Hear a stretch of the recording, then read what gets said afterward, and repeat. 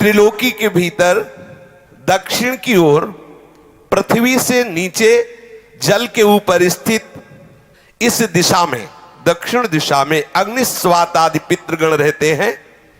अत्यंत एकाग्रता पूर्वक अपने वंशधरों के लिए मंगल कामना किया करते हैं। उधर ही नरक लोक है। भगवान सूर्य के पुत्र पितृराज भगवान यमराज अपने सेवकों के सहित वहां विराजमान है। ये त्रिभुवन का दंड विभाग है। जैसे छोटी छोटी कोतवाली है ना, और सबका एक विभाग का स्वामी है, ऐसे ही ये जो रोग हैं, नाना प्रकार के संकट हैं, विपत्तियां हैं, ये कोतवाली हैं। ये उसी दंड विभाग से आते हैं। और पूर्ण दंड विभाग यमपुरी है, जहां पूरा का पूरा हिसाब दिया जाता है।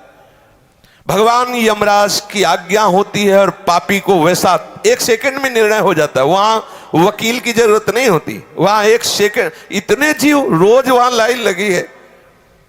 अपने दूतों के द्वारा लाए हुए मृत प्राणियों को तत्काल उनके दुष्कर्मों को देखकर उसका परिणाम दे देते हैं। तामिस्त्र, अंधतामिस्त्र, रौरव, महारौरव, कुंभीपाक, कालसूत्र, अस्थिपत्रवन, सूकरमुख, अंधकूप, क्रमि भोजन, संदंस, तप्त सूर्मी, बज्रकंटक, सालमली, वैतरणी, पूयोद, प्राणरोध, विशसन, लालाभक्ष, सारमेयादन, अवीची, अयहपान, इसके सिवा क्षार करदम, रक्षोगण भोजन, शूलप्रूत, दंदसूक, अवट निरोधन, पर्यावर्तन, सूचिमुख। इस तरह से प्रधान 28 नरक हैं। जो पुरुष यहां दूसरे का धन, दूसरे की संतान का हरण कर लेता है और दूसरे की स्त्रियों को फुसला करके हरण कर लेता है, दूषित कर्म करता है, उससे अत्यंत भयानक यमदूत कालपाश में बांधकर बला तामिस्त्र नरक में गिरा देते हैं। इस नरक का भयानक दंड यह है कि इसमें कहीं प्रकाश नहीं। थोड़ी देर भावना करना, एकदम अंधकार ही अंधकार। ना तो इसमें किसी तरह का उसको आहार दिया जाता है, ना अन्न ना जल, और निरंतर यम के दूतों की केवल सेवा होती। इसे पीटो डंडे से, जैसे धोबी कपड़े को कूटता है, ऐसे कूटते रहो। अच्छा, वहां मरना है नहीं, ये हो कि भाई मर जाना तो 2-4 घंटे पिटाई होगी, मरना है नहीं। अब वहां केवल पिटाई ही होती रहती है। वो मूर्छित होता है, गिरता है, न भोजन न पानी, घोर अंधकार, केवल डंडे बरस रहे हैं, पिटाई पिटाई। वो बार बार मूर्छित होता है, लेकिन उसे अब ये सजा ऐसे दी जाती है, बोले इसे 100 वर्ष, 50,000 वर्ष, एक कल्प, अब पिटाई ही पिटाई होगी। अब बोलो कितनी दुर्दशा है, कितनी दुर्दशा। इस लोक में जो मनुष्य किसी दूसरे को विश्वास दिलाता है कि मैं तुम्हारा मित्र हूं, और उसकी स्त्री के साथ वो गलत संबंध बनाता है और उस पुरुष को धोखा देता रहे। मान लो आपको मित्र बनाया और आपकी पत्नी का भोग किया, और उस मित्र को विश्वास दिलाता रहता है कि नहीं मैं गलत नहीं हूं, तो यमदूत उसे अंध तामिस्त्र नरक में ले जाते हैं। और वो कटे हुए वृक्ष के समान भयंकर वेदना को प्राप्त हुआ सुध बुध खो बैठता है, और उसके अंगों में वहां बहुत तरह की पीड़ा दी जाती, काटा जाता है, थोड़ा थोड़ा ऐसे ऐसे काटा जाता है, ऐसे ऐसे काटा जाता है। इसे अंध तामिस्त्र नरक कहते हैं।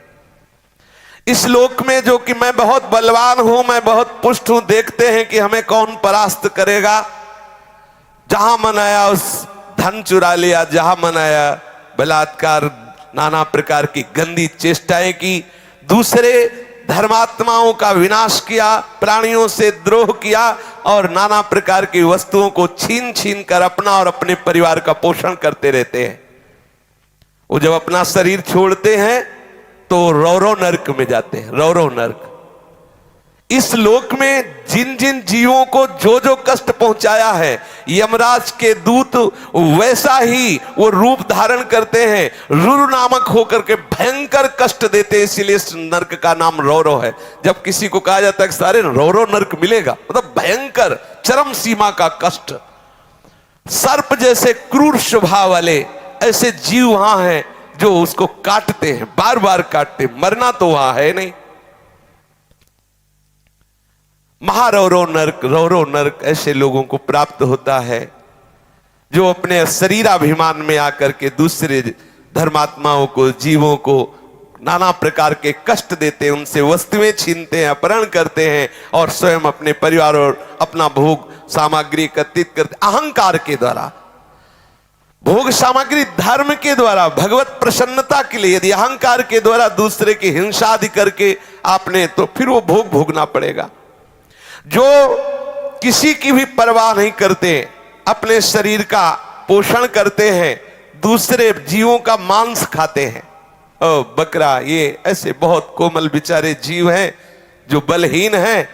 आप मनुष्य शरीर प्राप्त किए, बलात् उनको पकड़ के विविध प्रकार से कष्ट देते हैं और मांस खाते हैं, तो वहां भयंकर यमराज के दूत उसी का मांस काट काट के उसको खवाते हैं। यमपुरी में उसी का मांस उसको नोचते हैं से मांस और उसको पवाते, ले आप पा। अच्छा, एक दो दिन की बात है नहीं, ये बहुत लंबा सजा होती है, भोगते रहो। जैसे कोई कह दे अरे हम नहीं मानते, तो आप भारतीय विधान को ना मानो, करो, जिस दिन फंस जाओगे तो तुम्हारे पुरखा पानी पा जाएंगे। इतनी पिटाई करेगी भारत सरकार की जो सैनिक है कि तुम्हें हो फिर उस समय नहीं चलेगा कि हम नहीं मानते। तुम्हारे मानने ना मानने थोड़ी विधान है, फंस जाओगे विधान में तब पता चलेगा। गंगा किनारे जब थे तो एक मिले थे, ऐसे ऐसे सब अंगुलियां थी, तो बताया कि हम फंस गए थे तो अंगुलियां सब टूटी हुई। वो बताते थे नाखून में ऐसे कील गाड़ी जाती है, अंगुलियां तोड़ दी जाती, कितना कितना भयंकर कष्ट। काफी काफी समय तक बर्फ की सिल्ली में लिटा दिया, ऊपर से पिटाई हो रही, बड़े बड़े कष्ट बहुत। अब आप इसे मानोगे अरे सब झूठी है, नहीं कहते झूठी, तो कर ले, देख लो जाके क्या हो रहा है। जैसे यहां की पिटाई को हम नहीं माने और बुरे आचरण करें, तो जब फंस जाओगे तो आपको बिल्कुल अनुभव करो, अनुभवी महापुरुष हो जाओगे। ऐसे आप नर्क को अभी मान रहे हो कि अरे शास्त्रों में सब झूठा लिखा हुआ, जब भोगले को मिलेगा तब आप पता चलेगा आपको। जो यहां दूसरे जीवों का कच्चा मांस नोच नोच करके उनको यमदूत उन्हीं को खवाते हैं, जो यहां के जीवों को काटते हैं।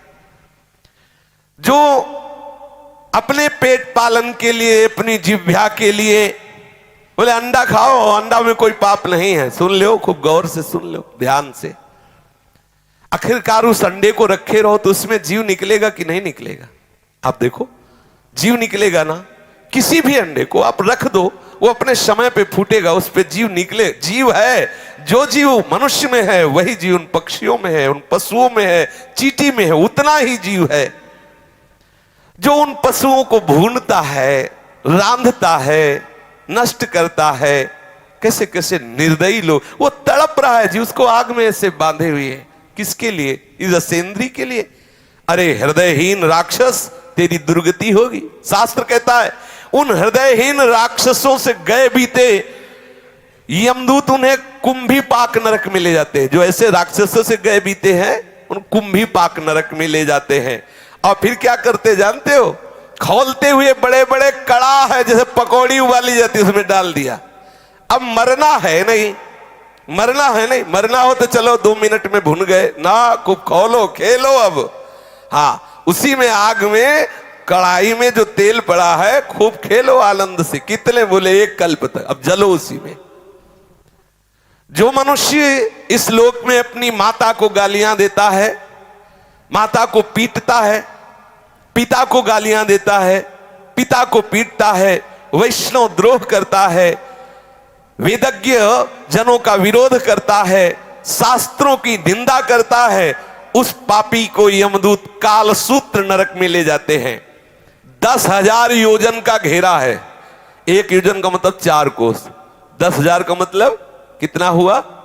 40,000 कोस की भूमि है। और वो तांबे की तरह है और आग से लाल है भूमि, पूरी भूमि लाल है। ऊपर से भयंकर प्रचंड सूर्य का ताप, नीचे से जलती हुई अग्नि, और ये 10,000 योजन का घेरा, वहां उसे छोड़ दिया जाता। दौड़ो, बस दौड़ते रहो। कितने दिन तक?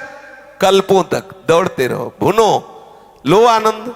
तुम्हें समय दिया गया है। भी पीछे सत्संग में बोला था कल या परसों कि 70 वर्ष, 80 वर्ष, 90 वर्ष जो चाहो कर लो, लेकिन इसका परिणाम तुम्हें भोगना पड़ेगा। ऐसा मत सोचो। आंख मूंद कबूतर बिल्ली को दे के आंख मूंद लेता है कि अरे कुछ नहीं, बिल्ली तो बिल्ली छोड़ देगी क्या, वो तो एक ही झपटा में उसे खा जाएगी। ऐसे ही तुम आंख मूंद लोगे, अरे सब शास्त्र ऐसे ही है, ऐसे नहीं है। यहां तो ब्याज में मिलता है कैंसर और ये नाना प्रकार की सड़न गलन, ये ब्याज है। मूल तो यमपुरी में भोगो चल के। अब वो बेचारा इतनी लंबी भूमि में भागता रहता है, जलता रहता है, मरना है नहीं।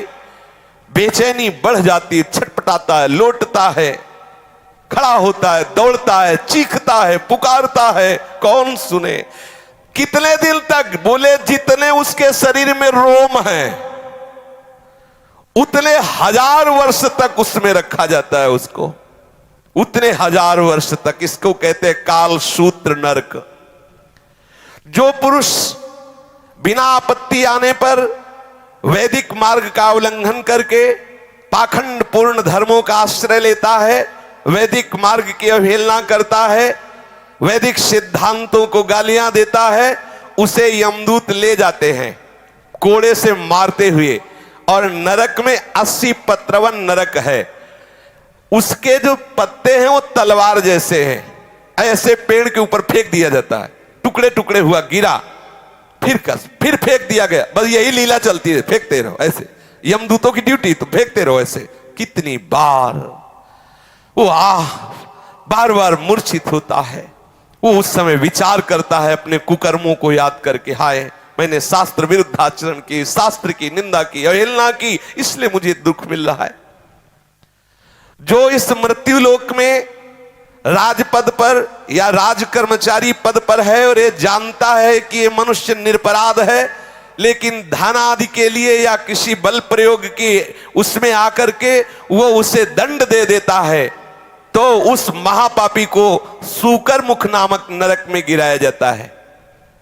आपको अधिकार मिला है, भगवान ने आपको जगत की सेवा दी है। यदि आप जानते हो कि ये बिल्कुल अपराध रहित है और आप किसी के पैसे देने से या किसी के बल के दबाव में आकर उसे दंड देते हैं, तो आपको नरक की प्राप्ति होगी। महाबली यमदूत उसको ले जाते हैं और क्या करते हैं, पहले उसके ऊपर कूदते हैं, फिर इसके बाद कोल्हू में उसे पेरा जाता है। कोल्हू में जैसे गन्ना पेरा जाता है ना, ऐसे कोल्हू में पेरा जाता है। जो यहां बड़े पदों में होकर के निरपराध लोगों को सताते हैं, निरपराध लोगों को दंड देते हैं, उनको यमराज के दूत फिर वहां पहले पैरों से कुचलते हैं, फिर कोल्हू में पेरते हैं। जो इस लोक में दूसरे निरपराध प्राणियों को रोते चिल्लाते हुए सुख का अनुभव करता है, खूब दर्द दे, ऐसे बड़े बड़े निर्दयी लोग हैं, यहां दर्द दे और वो समझते बड़ा आनंद। वहां ऐसे यमदूत आनंदित होते, नाचते कूदते यमदूत और उनको कोल्हू में पेरते, खूब दर्द देते हैं। इस लोक में जो खटमल, मच्छर, सर्प, बिच्छू, छिपकली, ये जितने ऐसे जीव हैं, इनको देखते ही मार देते, हिंसा करते हुए अंधकूप नरक में गिरते हैं। भगवान ने इन जीवों के कर्म के अनुसार इनकी रचना की। रक्तपान आदि इनका स्वभाव है, ये नहीं जानते।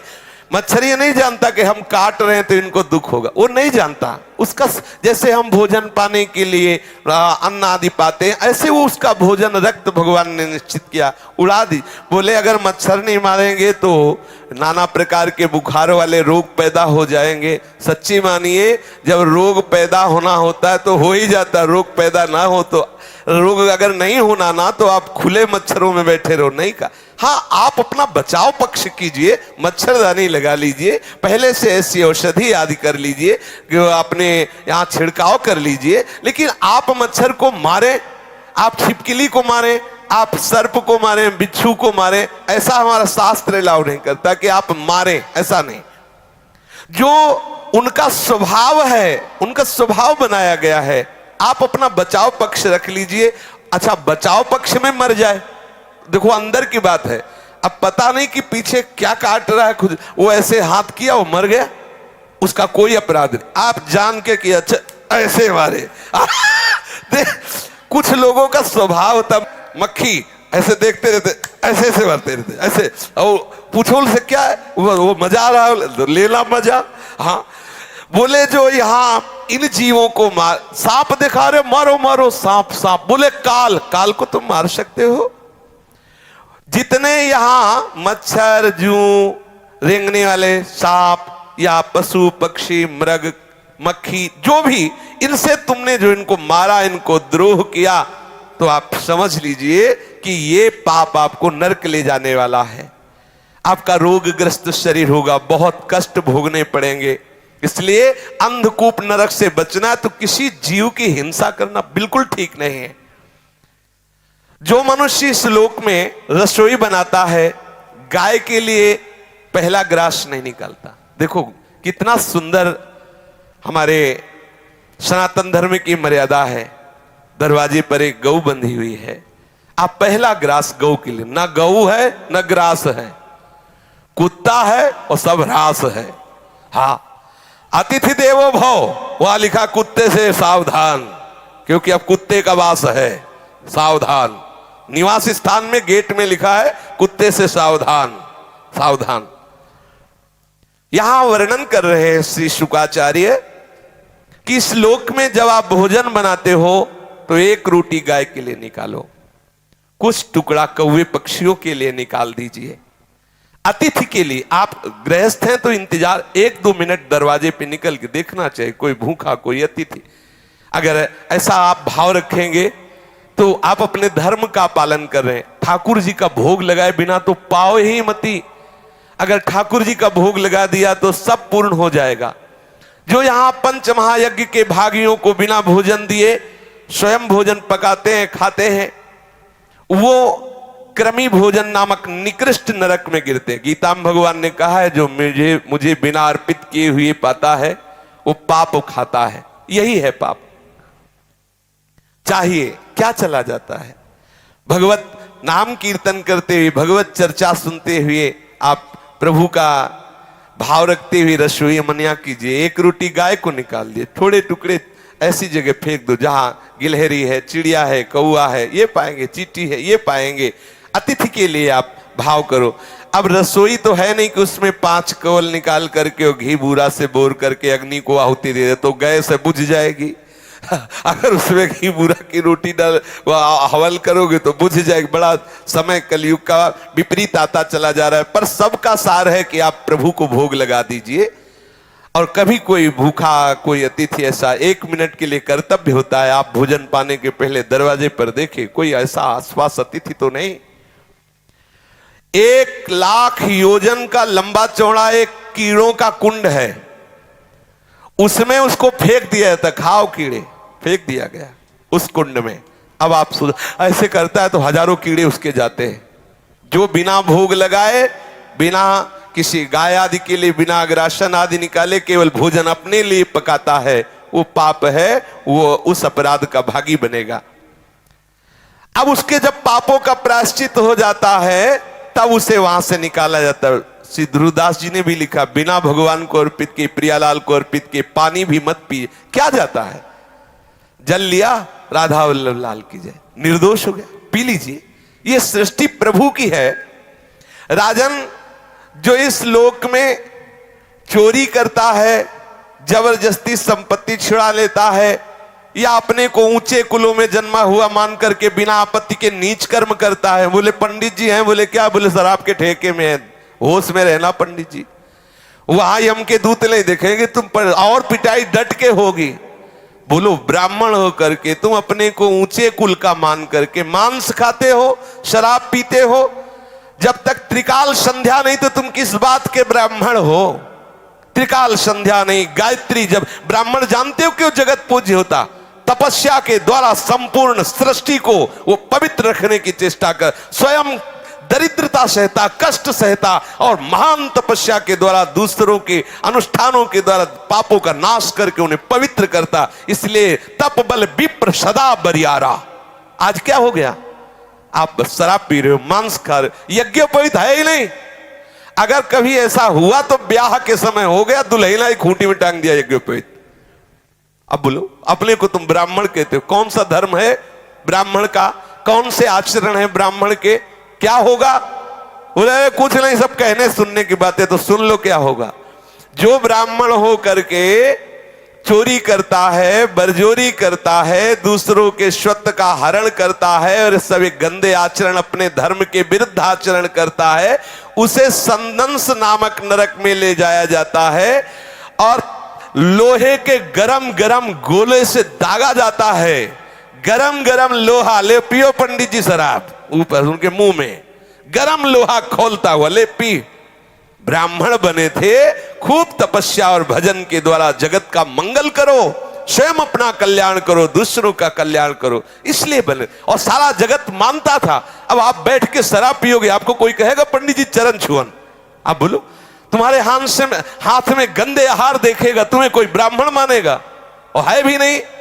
आपने पूर्व कर्म किए तो ब्राह्मण कुल में जन्मे, आप कर्म क्या कर रहे हो? नीच कर्म, तो नीच है वो जो नीच कर्म कर रहे हो, तो नीच हो।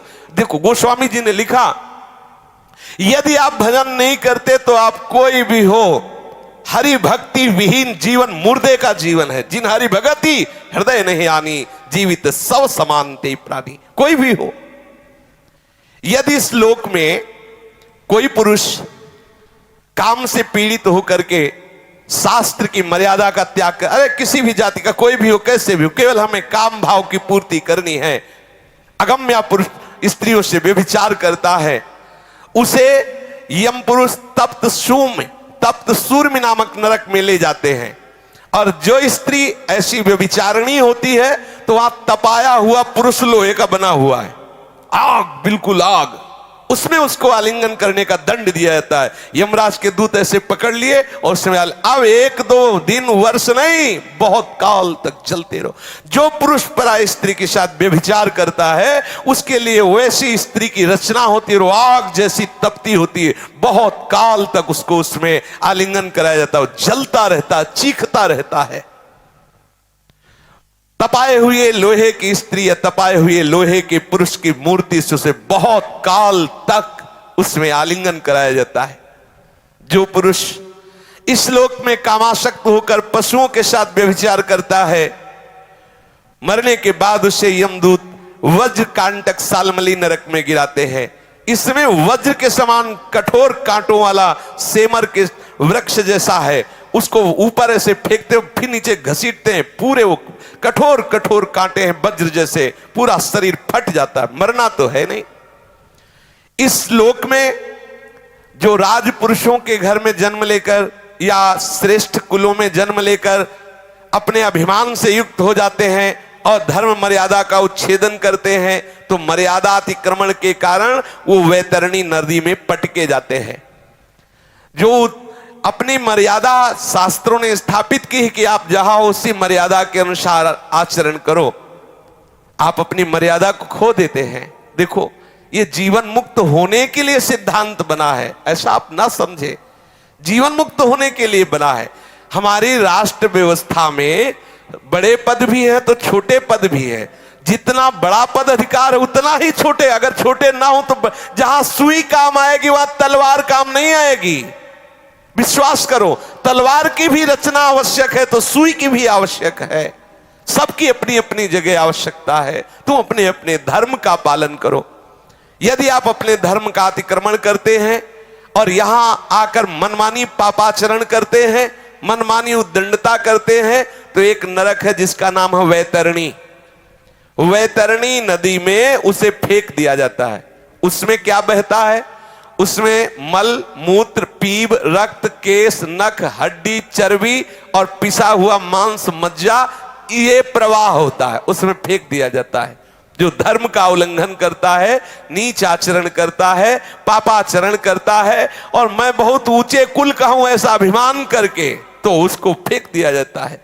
और वहां बड़े बड़े जहरीले जीव हैं, वो बार बार मलमूत्र, पीव, रक्त, कैसे ऐसे करता है, उसी को खाता है, उसी में डूबता है और जीव उसको काटते हैं। पाप के कारण वो भयंकर कष्ट पाता है पर उसके प्राण नहीं निकलते, वहां मरना नहीं, वो दुर्गति को भोगता है, बार बार रोता चिल्लाता है, कौन सुने उसकी।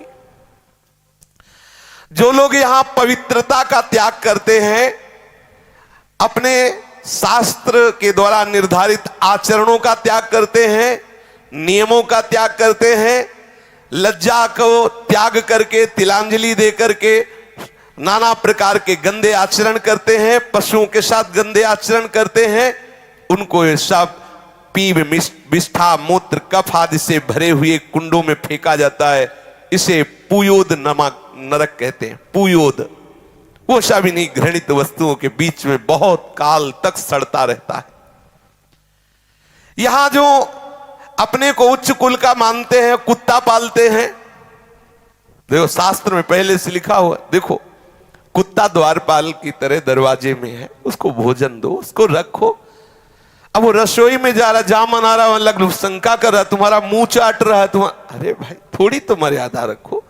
व्यवहार का सब में भगवान है, पक्का है। लेकिन देखो जब आप शौच करते हो तो आपका ही शरीर है, आप फिर माटी लगा के हाथ क्यों धोते हैं? सोचो आप, बोले सर्वम खलविदम ब्रह्म हो, तो शरीर तो मेरा ही है, लेकिन जब सोचते हो तो उसे फिर हाथ लगा के धोते हो। ऐसा नहीं कि उसी हो सकता है अब ऐसी भी आदतें हो गई हो कि उसी हाथ से भोजन पालो जाए, ऐसा भी हो सकता है, क्योंकि अब ज्ञान ही खत्म, पशुता आती चली जाए। किसी ने बताया था कागज से पोंछ लिया जाता है, पानी की जरूरत है नहीं। किसी ने, अब हमारे तो समय से अभी तक ऐसा कोई संयोग पड़ा नहीं, लेकिन लोग ऐसा बताते हैं कि अब एक और विधान चला है, कुछ कागज जैसा होता है, बोले उसे पोंछ रहे भगवान, कैसी है?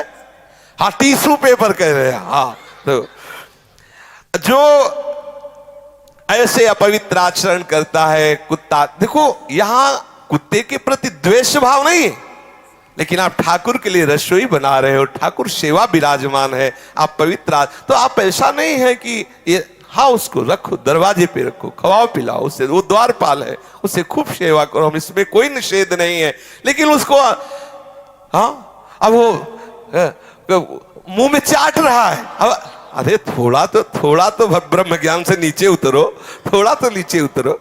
अब वो रसोई की सामग्री तैयार हो रही, वही रसोई की दीवार में लघु शंका कर रहा है, वैसे थोड़ा सावधान रहो। जो शास्त्र के विपरीत आचरण करते हुए और पशुओं का वध करते हैं या अपने को उच्च कुल का मान करके ये सब ऐसे आचरण करते हैं, वो प्राण रोध नामक नरक में डाले जाते हैं। वहां यमदूत उनको लक्ष्य भेद करके बार बार बाणों से बेधते रहते हैं। जो पाखंडी लोग यहां पाखंड फैलाते हैं और यज्ञ में इससे देवी प्रसन्न होंगी, इससे अमुक प्रसन्न होंगे, बकरा की बलि दो, मुर्गा की बलि दो, ऐसे आदि आदि उदाहरण देते रहते हैं। उनको वैवस विशसन नामक नरक में डाला जाता है और वैसे ही बार बार उनकी गर्दन काटी जाती है। ध्यान रखना, किसी भी जीव की हिंसा करने से कोई देवी देवता प्रसन्न नहीं होते। हम उनको देवी देवता ही नहीं मानते जो दूसरों की हत्या से प्रसन्न होते हैं। सामर्थ्य दी गई है दूसरों को सुख पहुंचाने के लिए। जितने भी देवी देवता हैं ये सब जगत का मंगल करने के लिए है, ऐसा मंगल करने के लिए। कुपुत्रो जायते क्वचिदपि कुमाता न भवति, पुत्र तो कुपुत्र सुना गया है लेकिन मां कुमाता नहीं सुनी गई। जगदम्बा मां है, वो तुम्हारे जैसे भाव वाली नहीं है कि उसके तुम जैसे बच्चे हो, वैसे ही बकरा भी बच्चा है, वो अपने बच्चे की गर्दन कटवा के प्रसन्न होने वाली मां नहीं। बोले नहीं, दुर्गा और काली तो तब प्रसन्न होती जब खून पीते। खून पीती उन नीचों का जो धर्म की मर्यादा का उल्लंघन करते हैं, भगवान की बनाई हुई मर्यादा का नाश करते हैं। जब संसार में वो ऐसे आतंक फैलाते हैं तब यही आद्य शक्ति रूप धारण करती है, क्रोधित होकर उन दुष्टों का गला काटती है जो धर्म के विपरीत आचरण कर, उनका खून पीती। बेचारे नाजुक सीधे साधे नाबुल पशु पक्षियों का नहीं। ऐसे पापियों को विभूषण नामक नरक में डाला जाता है, बहुत ही कष्ट दिया जाता है। जो कोई चोर या राजा या राजपुरुष, मान लो आप राजा हैं, आपके प्रतिकूल ऐसा भाव आ रहा है और आप नगर में आग लगवा दिए, समर्थ हैं, या आप राज कर्मचारी हैं, बिना अपराधी को किसी को पूरे परिवार को फांसी पे या आदि आदि आदि दंड, किसी को विष दिला दिया, या गांव के गांव लुटवा लिए, या व्यापारियों के दलों को लूट लिया, या आदि आदि। आप अधिकारी हैं, आप बल आपको प्राप्त हुआ। यदि आप कहीं ऐसे आंतरिक कार्य करते हैं जो हमारे शास्त्र के विरुद्ध है, तो जिनकी दाढ़ें वज्र के समान है, ऐसे 20 यमदूत भयंकर कुत्ते का रूप धारण करके उसके ऊपर टूटते हैं। 20 एक साथ वज्र की जैसी दाढ़ें चीर चीर कर, वहां मरना है नहीं, बहुत सावधान। भगवान श्री सुखदेव जी कहते हैं, इस लोक में जो दूसरे से पैसा लेकर झूठी गवाही देते हैं, जो इस लोक में बहुत झूठ बोल करके व्यापार करते हैं, जो अपना काम बनाने के लिए झूठा प्रलोभन दे देते हैं, हम तुमको इतने रुपए देंगे, ऐसा ऐसा ऐसा, जो दान के समय किसी को झूठ बोल के फुसला लेते, ओ तुम्हें इतने रुपए दे, काम करवा ले, काम बन गया, आदि आदि झूठ बोल दिया, उसे आधार शून्य अविचीमान नामक नरक में गिराया जाता है। अविचीमान ये 100 योजन ऊंचा है, 100 योजन ऊंचे से उसे सिर के बल फेंका जाता है। बार बार बस यही किया जाता है, नीचे गिरा फिर ऊपर से ले गए, फिर 100 योजन से नीचे, फिर ऐसे भयंकर कष्ट। इसे अविचीमान कहते हैं। गिराए जाने पर उसके शरीर की नस नस टूट जाती है, प्राण तो निकलते नहीं, फिर ऊपर ले जाएगा, फिर पटका गया, फिर ऐसे ऐसे।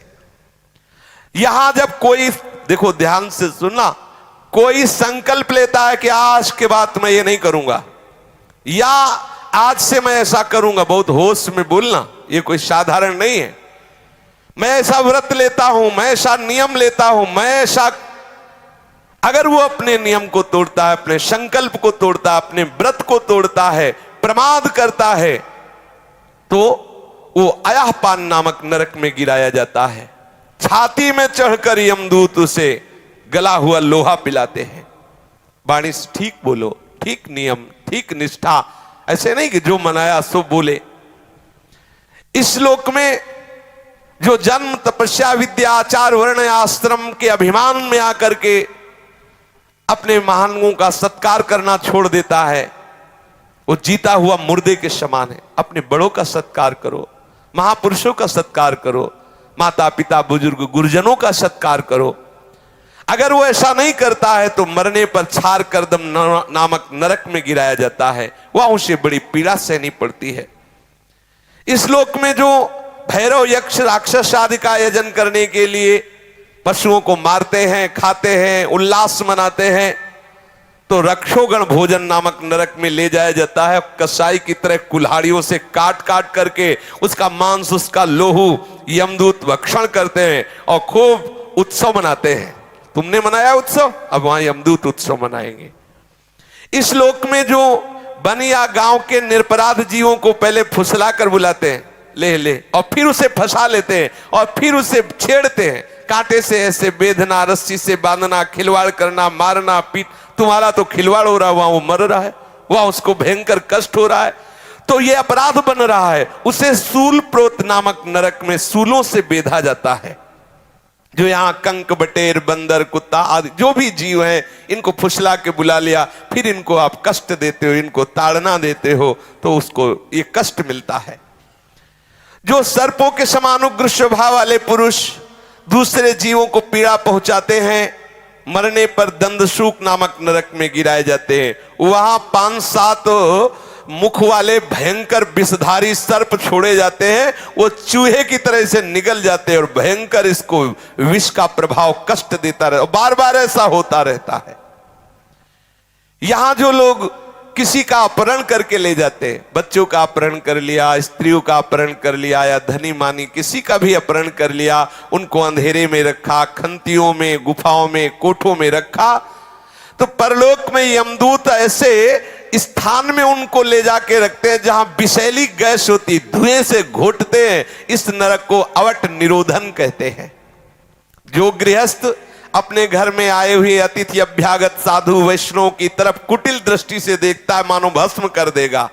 बोले राधे श्याम, ऐसे गुस्सा से देखते, कहां से आ गया, और गुस्सा से मानो भस्म कर देंगे। ऐसा नहीं, 3 बातें तो सबको करनी चाहिए, राधे श्याम अर्थात मृदु भाषण, फिर आसन और जल, इसमें किसी का पैसा नहीं लगता। कोई भी वैष्णव, कोई भी अतिथि आपके दरवाजे आया है, राधे राधे, आइए बैठिए, जल पीजिए, नहीं नहीं हमें भोजन चाहिए, हमें वस्त्र चाहिए, हमें रुपया चाहिए। अगर आप नहीं दे सकते हैं तो राधे श्याम जाइए आप। ऐसा आप अपने दरवाजे में खड़े हो जाइए, कोई अतिथि आया, मृदु भाषण, हमारी सामर्थ्य नहीं कि मैं आपको दे सकूं, हो गया। जरूरी नहीं कि आप दे ही, लेकिन आप मृदु भाषण बोल सकते हैं। आप गाली देकर, आप क्रोध दृष्टि से उसका अपमान करते हैं, वो आपके द्वारे अतिथि आया है, भिक्षुक आया है, ये आपका भयंकर अपराध बन गया। अतिथि का अनादर करना कहीं भी शास्त्र में नहीं लिखा। आपके दरवाजे आया है, आप मृदु भाषण तो कर ही सकते हैं ना। आप ऐसे तो कर ही सकते हैं कि हमारी सामर्थ्य नहीं, मैं आपको दूं, बस मृदु भाषण बोल दीजिए। आप उसको गाली मत दीजिए, आप उसका अपमान मत कीजिए, आप ऐसी दृष्टि से मत देखिए। अगर आप ऐसा करते हैं, मानो उसे भस्म कर देंगे, तो जब उसका शरीर छूटता है तो उस पाप दृष्टि के कारण गिद्ध, कंक, काक और बटेर जैसी वज्र की कठोर चोंच वाले पक्षी नरक में छोड़े जाते हैं और वो उसको नोचते हैं। इस नरक को पर्यावर्तन कहते हैं। इस लोक में जो व्यक्ति अपने को बड़ा धनवान समझता है, अभिमानवश दूसरे को नीच समझकर उनका अपमान करता रहता है और धन के व्यय और नाश की चिंता में ही रहता है, तनिक चैन नहीं मानता, बस धन, अधिक से अधिक धन बढ़े, चाहे किसी की हिंसा करानी पड़े, चाहे जो भी, जैसे भी, व्यभिचार से आवे, जैसे भी आवे, वो तरह तरह के पाप करते हुए जो धन एकत्रित करने में ही बुद्धि लगाए रहता है, वो नराधम मरने पर सूची मुख नरक में गिरता है। उस अर्थ पिशाच पापात्मा के सारे अंगों को भगवान यमराज के दूत बड़ी बड़ी सुइयों के ऐसे सीते हैं, पूरे शरीर को सीते हैं बार बार सुइयों से, ऐसे जैसे कोई कपड़ा सिया जाता है, ऐसे उसमें यही सेवा है उनकी, सीते रहो इसको। ओहो कितना कष्ट। इस प्रकार से सैकड़ों हजारों नरक हैं। कोई ये संशय ना करे कि ये सब लिखी पढ़ी बातें हैं, ऐसा नहीं। अधर्म परायण जीव को निश्चित भोगना पड़ता है। अवश्य में भोक्तव्यम कृतम कर्म शुभाशुभम। बारी बारी से वो नरकों में जाता है और भयंकर कष्ट भोगता है। इसी प्रकार जो धर्मात्मा होता है, पुण्य करता है, वो स्वर्गों में जाता है और विविध प्रकार के स्वर्ग सुख भोगता है। नरक और स्वर्ग के जब भोग भोगे, पाप और पुण्य क्षय हुआ, तो कुछ पाप और कुछ पुण्य लेकर इस मृत्यु लोक में जन्म लेता है। कहीं उत्तम या अधम गतियां उसकी यहां दिखाई देती है। वो धनी है, वो निर्धन है, वो स्वस्थ है, वो रोगी है, ये सब पाप और पुण्य के कर्म परिपाक से है। आप सोचते हैं कि हमें भजन करने की क्या जरूरत है, सत्संग सुनने की क्या जरूरत है, नियम संयम धारण करने की क्या जरूरत है? इसलिए जरूरत है कि तुम्हारी ऐसी दुर्गति ना हो। तुम समझते केवल पशुओं की तरह कमा लो, खा लो, मनमानी आचरण कर लो, कोई देखता तो है नहीं। भूल मत करो। बड़े बड़े महापुरुषों ने जो निश्चय किया है, ये उनके अनुभव के विषय है। साक्षात भगवत स्वरूप भगवान व्यासदेव जी, श्री सुखदेव जी, ये साक्षात भगवान हैं, ये वर्णन कर रहे हैं। ऐसा है, इसलिए डरते रहो, कोई अपराध न बने और निरंतर भजन में रहो। शेष चर्चा आगे। श्री राधा वल्लभ लाल की जय।